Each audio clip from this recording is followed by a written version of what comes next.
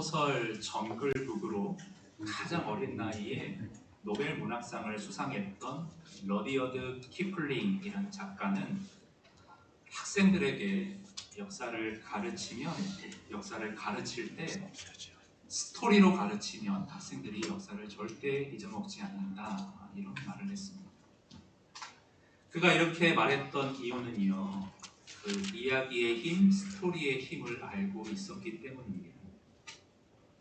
여러분, 이야기에는 힘이 있습니다. 생각해 보시면 많은 사람들이 스토리에 흥미를 갖습니다. 뿐만 아니라 거기에 스토리를 하면 드라마라고 할 수도 있는데, 흥미를 가질 뿐 아니라 드라마에서 감동을 받고 자석과 같이 끌어당기는 그 소설 속 스토리 마력에 푹 빠져 들어가는 모습들을 우리는 주변에서 볼 수 있습니다. 여러분도요, 혹시 그 소설이나 드라마 다음 회차 내용이 궁금해서 막 기다렸던 그런 경험들 혹시 없으십니까? 그래서 어떤 내용을 우리가 이렇게 전달할 때는 딱딱하게 자료나 정보를 지루하게 이렇게 쭉 나열하는 것보다는 거기에 같은 내용이라도 스토리를 덧입혀서 전하면 효과가 훨씬 더 좋다고 합니다. 스토리 없이 그저 통계 자료, 데이터 자료만 쭉 나열했을 때 사람들의 머릿속에는 불과 몇 분 후 5%밖에 그 자료가 남지 않는 반면에, 스토리를 통해 정보를 접했을 때는 무려 22배나 더 잘 기억을 해낸다는 연구 결과가 있습니다.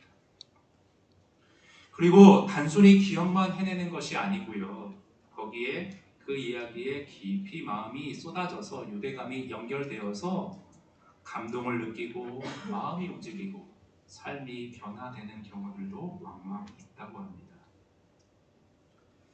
그런데 오늘 본문의 저자 사도 바울은요, 이런 이야기의 힘을 그가 알았던 것인지 오늘 복음을 전할 때 명제적으로 전하지 아니하고 본인이 실제 겪었던 이야기, 간증의 스토리로 본문의 복음을 서술해 나가고 있습니다. 13절에 보시면요, 여러분, 내가 이전에 유대교회에 있을 때 행한 일을 너희가 들었거니와 하나님의 교회를 내가 심히 박해하고 멸하고, 실제 교회를 그가 마구 핍박하고 다녔었던 그 흑역사에 대해 지금 말을 하고 있는데, 14절 이어서 보세요. 내가 내 동족 중 여러 영갑자보다, 영갑자, 이 말을 너무 성경이 어렵게 번역한 것 같아요. 영갑자라는 말 요즘 누가 쓰나요? 좀 쉽게 번역해 보면 내 나이 또래와 비슷한 동년배를, 이렇게 해석할 수가 있습니다. 무슨 말인가 하면 내 나이 또래에 비해 나는 누구에게도 뒤지지 않을 만큼, 아니 오히려 너무 지나칠 정도의 열심을 가지고 유대교를 신봉하며 교회를 핍박하고 다녔었다, 지금 그 말을 하고 있는 것입니다. 그리고 15절에 들어와서 그렇게 살았었으나 그러나 15절, 내 어머니의 태로부터 나를 택정하시고 그의 은혜로 나를 부르시니가, 나를 구원하시니가.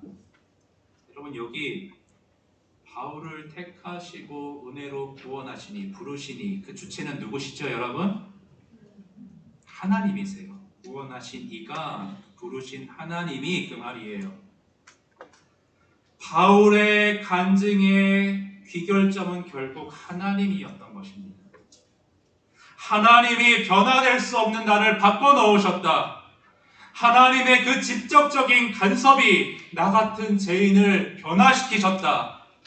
그러므로 오직 하나님이 주체가 되시고 하나님 그분이 원인이 되셔서 결국 나를 복음 전도자의 사명으로 부르시고 결과를 이루셨기에 이 모든 영광은 하나님 홀로 받으셔야 한다. 오늘 본문의 내용이 이것입니다. 아이언 사이드라는 목사님은요, 바울의 이 간증 핵심을 그분은 이렇게 풀이하여 말했습니다. 한번 들어보시면요, 기독교의 적대적이었던 이 젊은 유대인이 어떻게 그의 삶의 방향을 급선회하여 위대한 기독교의 옹호자가 될 수 있었는가? 하나님의 주권적인 은혜 외에는 그 무엇으로도 이것을 설명할 수 없다. 동의하시죠, 여러분? 하나님이 바꾸셨습니다. 흔히들요, 사람은 변하지 않는다고들 말을 하죠. 심지어 그런 말도 해요. 사람은 고쳐 쓰는 거 아니다. 그런 말도 합니다. 부분적으로는 어느 정도 동의할 수 있는 통찰과 진리가 담겨져 있음을 인정합니다. 그러나 원래 사람은 스스로 변화되기 정말 힘들지 모르지만 그러나 하나님은 그 변화되기 힘든 사람들까지도 능히 구원하시고 변화시키실 수 있는 분이신 줄을 믿습니다. 성경은요, 여러 가지 이런 얘기들을 쭉 우리에게 들려주고 있고요. 그리고 우리 주변에도 보면요, 꼭 성경이 아니어도 삶이 극적으로 복음에 의해 변화된 사례들이 있습니다. 여러분 아마 주변에도 있을 거고요. 제가 최근에 접한 책에서는 미국 사람인데 톰 파파니아라는 사람이 있었어요. 마피아에서 사역자로 변화된 사람이에요. 어린 시절 가정 폭력에 너무나도 잔인하게 시달려왔다고 합니다. 아버지가 무자비하게 손찌검을 계속 하는 날, 그거 맞으면서 악이 받쳐서 어느 날은 이런 결심을 합니다. 내가 이제 더 이상은 맞고 살지 않겠다. 이렇게 맞으면서 비참하게 눈물 흘릴 일을 내가 두 번 다시 경험하지 않겠노라 집을 뛰어나갔습니다. 그래서 뒷골목에서 폭력, 착취, 온갖 범죄를 일삼다가 뉴욕 마피아 서열 2위까지 오르게 되었다고 합니다. 그런데 그렇게 해코지하면서 적이 얼마나 많았겠습니까? 죽음의 위기 앞에 놓이게 된 것입니다. 그 무렵에 그를 교회로 초대한 사람이 한 사람이 있었는데 평소에는 콧방귀도 끼지 않았지만 죽음의 위기 앞에 절박함이 생겨서 교회를 한번 방문해서 예배를 드렸다고 합니다.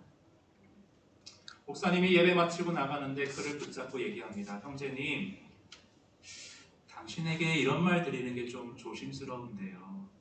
혹시 불쾌할까봐 좀 조심스러운데 제가 당신의 눈을 보니 눈은 영혼의 창이라고 하는데 당신의 눈을 보니 사랑받고 싶어서 울고 있는 작은 아이가 보입니다. 이 톰이라는 사람은 순간 자신의 내면 깊은 곳에 비밀스러운 고통스러운 약한 모습이 노출되는 것 같아 당혹스러움과 분노, 혼돈을 느껴 순간적으로는 그런 어떤 뒤엉킨 감정 가운데 화가 나서 목사님을 죽일 듯이 노려보았다고 합니다. 그러나 목사님은 그를 붙잡고 누구나 사람은 불완전하고 죄 많은 이 세상 속에서 상처를 받기 마련이다. 그 상처 속에 자신도 모르게 죄를 지으며 그렇게 휩쓸려 살아가기 쉬운 죄인들이 바로 우리들이다. 그래서 예수님은 우리 중 누구나가 예수께서 베푸시는 구원이 필요하다고, 오늘 당신도 거듭나야 한다라고 목사님은 그에게 복음을 전했습니다. 목사님, 그거는 목사님이 저를 모르셔서 하는 소리입니다.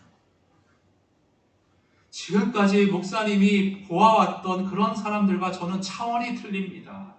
아마 제가 가장 악독한 사람일 겁니다. 누구도 절 구원할 수 없습니다. 그러면서 어느덧 목사님 앞에 자신이 지난 30년간 지어왔던 죄를 하나하나 이렇게 말하기 시작했어요. 그런데 그렇게 쏟아놓는데 후회의 눈물이 흐르더라는 거예요. 눈물을 흘리며 죄를 고백하는 그때의 그 과정 가운데 어느덧 예수님 앞에 무릎을 꿇고 죄 용서를 구하게 되었다고 합니다. 그래서 그 회개 이후에 마피아의 삶을 청산하고 죄를 많이 지었으니 교도소에 갔겠죠. 그 교도소 안에서 복음을 전하는 복음 전도 사역을 죄수로서 시작했다고 합니다. 복음으로 뒤바뀔 수 없는 한 사람의 인생이 완전히 바뀌었던 것입니다. 사랑하는 여러분, 여러분도 지난날의 삶을 좀 돌이켜 보셨을 때 꼭 이렇게 극적인 변화가 아니더라도 내 안에는 복음으로 인한 정말 크고 작은 변화들이 있는 것이 맞는지 점검해 볼 필요가 있지 않겠습니까? 꼭 무슨 큰 범죄가 아니더라도 우리는 이 죄가 영향력을 발휘하는 이 세상을 살아가기에 나도 모르는 사이에 서슴없이 거짓말을 앞세울 때가 있었습니다. 내면 속에서 나에게 해를 입힌 저 사람을 향한 폭력성이 들끓기도 했었습니다. 성적 쾌락의 노예로 살아간 충동적인 순간들이 있었고요. 또 겉으로는 괜찮은 사람처럼 보였을지 모르지만 실상은 이 속 안은 나 자신만을 위하는 지독한 이기주의에 발목이 잡혀 살아갔던 모습이 지난날 내 모습 속에 한 번도 없었습니다. 그러나 어떠한 죄라도 주 예수 그리스도의 죽음과 부활을 통해 용서받을 수 있다는 이 복음 앞에서 비록 좀 부족하지만 이제는 정말 거짓이 아닌 정직으로, 폭력과 대가품이 아닌 긍휼함으로, 타인을 위한 섬김과 순결함으로 기도하며 노력해가고자 하는 그 변화된 모습, 그런 변화된 간증이 오늘 여러분 안에 있으십니까? 하나님께서 그 전능하시고 자비로운 분께서 한 사람의 인생에 찾아가시어 그를 뒤바꾸신다면 거기에는 분명히 간증이 뒤따르기 마련입니다. 없을 수가 없습니다. 근데 여러분, 간증 제가 오늘 그 설교 제목도 간증을 붙였는데 간증이 대체 뭐냐 하시는 분들도 있어요. 간증, 우리 사역 훈련할 때도 한 집사님이 네이버 국어사전에 이렇게 탁 쳐서 왔는데 네이버 국어사전에 보니까 간증을 이렇게 정의하고 있습니다. 자신의 종교적 체험을 고백함으로써 하나님의 존재를 증언하는 일. 좀 다듬어서 다시 말씀드리자면 나 개인의 구원 경험을 고백함으로 주변의 복음을 증거하는 일을 간증이라 할 수 있겠죠. 그런데 우리 성도님들께 제가 이렇게 한번 간증해 주세요, 구원 간증해 주세요 이렇게 부탁을 드리면 되게 잘 좀 이렇게 쭈삣하시고 못하시는 경우들이 많으세요. 그리고 우리 성도님들 중에 좀 못하시는 게 이런 부분에서 좀 약하신 부분이 있는데 뭐냐 하면 간증 좀 이렇게 부탁드리면 짧게 하는 걸 잘 못하시더라고요. 너무 장황해요. 그래서 저는 오늘 말씀의 적용으로 여러분들께서 각자 집에 가셔서 구원 간증문을 참 규모 있게 알차게 짧게 그렇지만 정말 효과 있게 파워풀하게 쓸 수 있는 그 방법을 좀 여러분에게 알려드리고자 3분 정도 분량으로 이렇게 압축하면 되게 좋다고 하더라고요. 그런데 3분으로 이렇게 압축해서 쓸 때요, 한 가지 우리가 또 집중해서 요거가 초점인데 뭐냐면 논리적인 3가지 포인트, 이 3가지 포인트에 맞춰서 간증문을 쓰시면 좋습니다. 그 3가지가 뭐냐? 제가 우선 한꺼번에 대략 말씀을 드리고 잠시 뒤에 한 가지 좀 상세히 말씀을 드리겠습니다. 우선 3가지 뭐냐? 대략적으로 첫째는요, 간증문을 쓸 때 이렇게 쓰는 거예요. 나는 예수님을 만나기 전에 이런 사람이었다. 과거에. 두 번째는 뭐냐? 죄인이었던 나는 예수님을, 그리스도를 이렇게 만났다. 세 번째, 예수님을 만나고서 난 이렇게 변화되었다. 3가지로 쓰시면 돼요. 만나기 전에, 예수님 만나기 전에 어땠고, 어떻게 만났고, 만난 이후에 어떻게 변화돼요. 근데 이 3가지 틀은 오늘 본문에 나온 바울의 간증의 틀에서 따온 것이라 할 수 있습니다.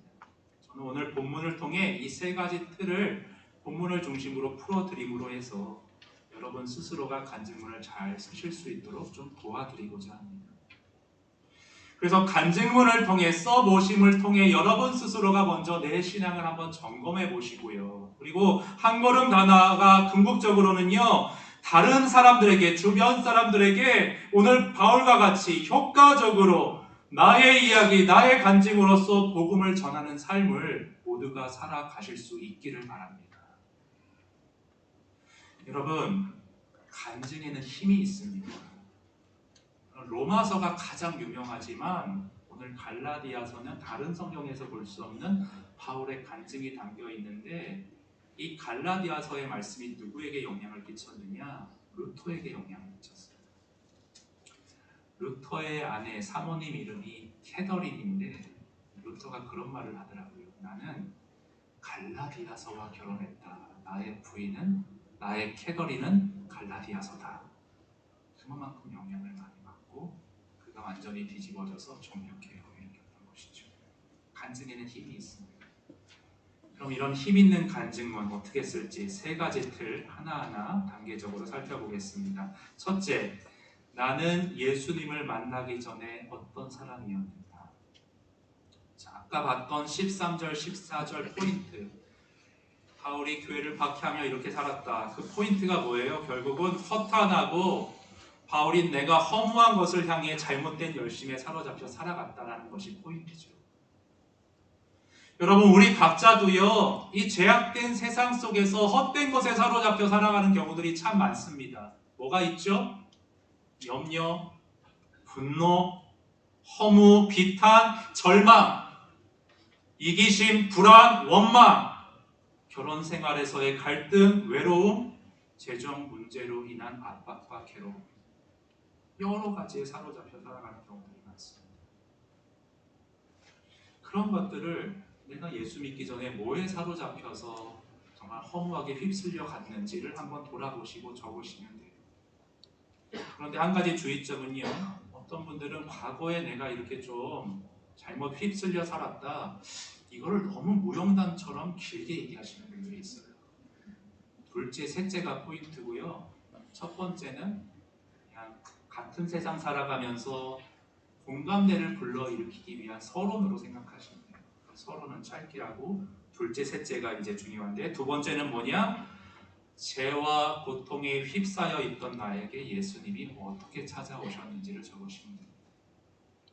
오늘 바울은 어떻게 적었느냐? 두 번째 부분을 15, 16절인데요. 우리 한번 같이 읽어보겠습니다. 시작.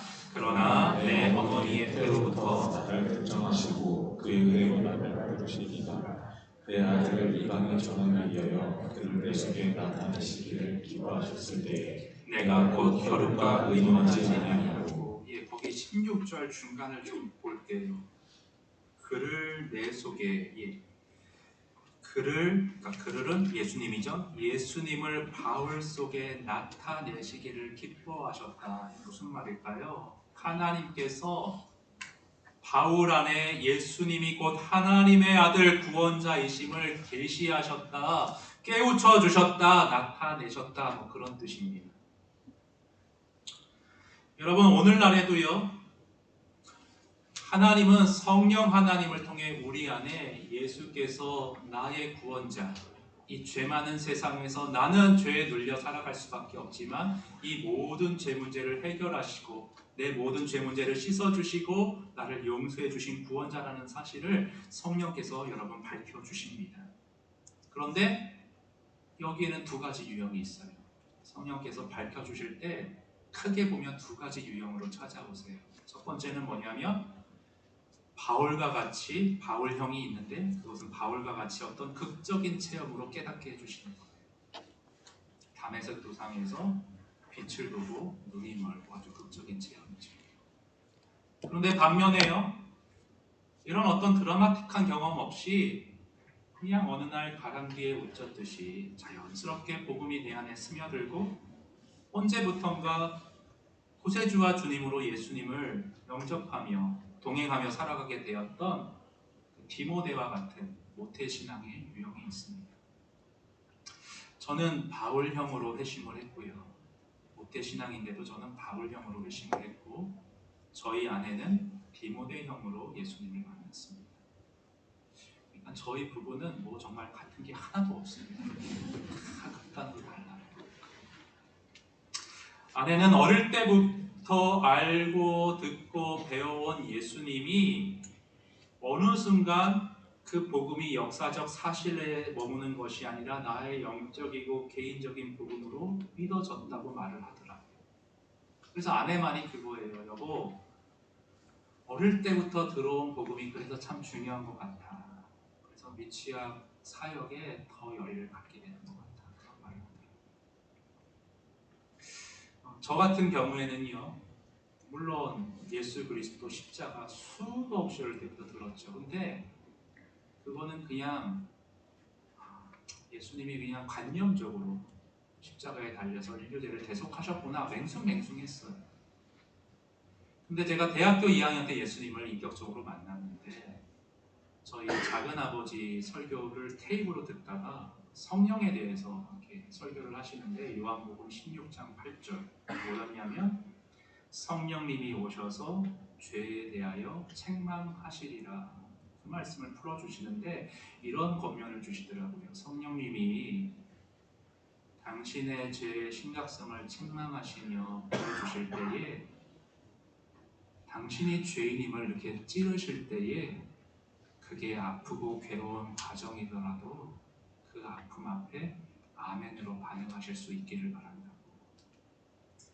제가 아멘으로 그렇게 받아을 했었어요. 그런데 정말요 그렇게 아멘으로 반응하고 며칠 뒤에 하나님과 나 사이가 무슨 절벽과 같이 이렇게 멀게 느껴지는 거예요. 예배를 드리는데 멀리 계신 것 같은 거예요. 두려운 거예요. 구원에서 멀어졌다는 어떤 그런 느낌. 나는 죄에 대한 형벌을 받아야 된다는 느낌. 내가 정말 죄인이라는 그런 어떤 직접적인 인식. 그런데 그때 비로소 눈이 열려서 십자가 같이 보이더라고요.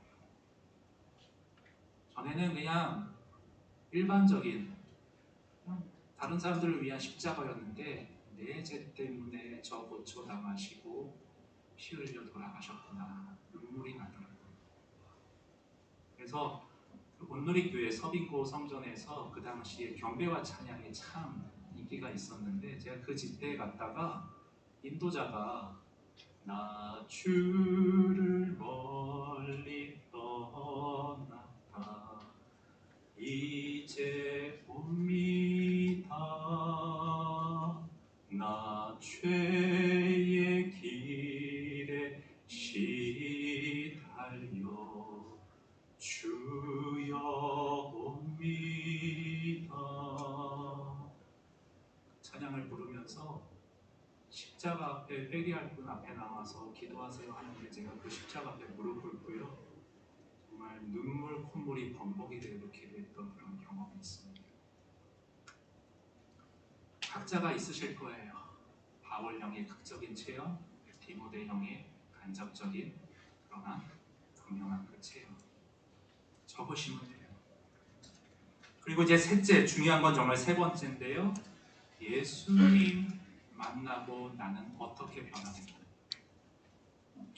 오늘 바울의 경우를 보면 회심한 이후 그는요 본격적으로 복음을 전한 전도자로 사역했던 것을 간증하고 있는데요. 우리 17절 이하 20절을 교독으로 한번 읽어봅니다. 17절 제가 먼저 읽습니다. 또 나보다 먼저 사도된 자들을 만나려고 예루살렘으로 가지 아니하고 아라비아로 갔다가 다시 다메섹으로 돌아갔노라. 그 후에 예루살렘에 올라가서 그와 함께 15일을 머무는 동안 주의 형제 야고보와 외에 다른 사도들을 보지 못하였노라. 보라 내가 너희에게 쓰는 것은 하나님 앞에서 거짓말이 아니라 예, 거기 제가 잘못 말했는데 22절 이하도 좀 계속 볼까요? 제가 한번 21절 이하 읽습니다. 그 후에 내가 수리아와 길리기아 지방에 이르렀으나 다만 우리를 박해하던 자가 전에 멸하려던 그 믿음을 지금 전한다 함을 듣고 나로 말미암아 하나님께 영광을 돌리리라. 아멘. 구원받아 변화되리라고는 상상조차 못했던 바울이 정말 눈앞에서 변화되어 자신이 그토록 반대하던 복음을 삶의 증언으로서 외치고 다니니까 사람들이 정말 복음에는 능력이 있구나. 저를 변화시키고 저렇게 들어쓰시는 하나님은 위대하시구나. 하나님께 영광을 돌렸습니다. 여러분 근데 꼭 이렇게 사역의 영역에서 뭐 전도자로 사역했다 이런 변화, 이런 삶의 변화 간증이 아니더라도요. 여러분 각자도 여러분 삶의 다양한 영역 가운데 예수님을 만나고 그 이후 크고 작은 삶의 변화들이 분명히 있었을 것입니다. 뭐가 있죠? 내 마음의 평화, 용서받음의 기쁨, 사랑, 영생의 확신, 소망, 감사, 기쁨, 비전, 사명, 만족, 이타심, 자유, 행복, 섬김의 삶 등등등. 복음에 의한 생명의 결과들, 변화들은 수없이 많이 열거할 수가 있습니다. 그런데 목사님, 저는 삶의 변화가 불행히도 잘 없는 것 같습니다. 여러분, 그러신 분들은요, 오늘 17절을 좀 주목해서 봐주세요. 17절에 보시면, 또 나보다 먼저 사도된 자들을 만나려고 예루살렘으로 가지 아니하고 아라비아로 갔다가 다시 다메섹으로 돌아가고 그 뒤 3년 뒤에 게바 베드로를 만나려고 예루살렘으로 올라가는 바울의 행적을 볼 수가 있습니다. 무슨 말이냐면 다메섹 도상에서 회심한 이후에 바로 복음 전도자로 사역하지 않고요, 예루살렘으로 가지 않고 저기 다메섹 옆에 있는 아라비아 사막 지역에 홀로 덩그러니 떨어져 있었다는 겁니다. 왜 그랬을까요? 성경에 정확히 나오진 않지만 학자들이 추정하기로는, 바울은 다른 제자들과 같이 베드로, 야고보 이런 사람들과는 달리 예수님 옆에서 3년 반 동안 지낸 기간이 없었습니다. 그렇죠?